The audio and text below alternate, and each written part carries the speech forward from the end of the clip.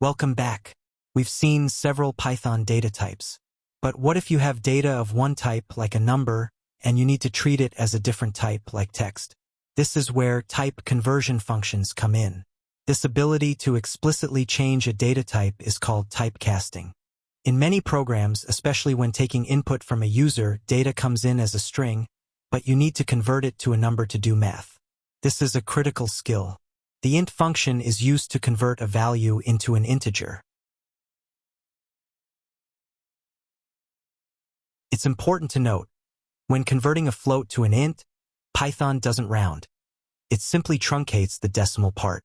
Also, if you try to convert a string that contains a decimal or non-numeric characters, Python will raise a value error.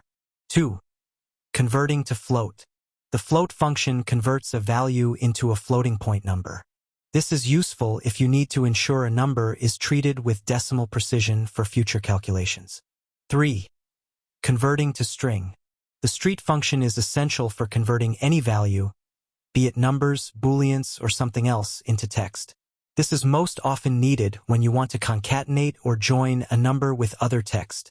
Once the number 30 is converted to a string 30, we can safely join it with other text. 4. Converting to boolean. The bool function converts a value into its boolean equivalent. The rule is very simple. 0 and empty values are converted to false.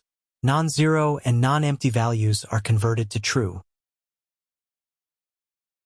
This understanding of truthiness is very powerful for writing concise if statements.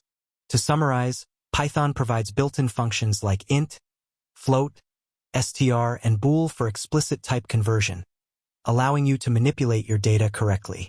That covers our type conversion functions. In our next lecture 3.6, identifiers, see you there.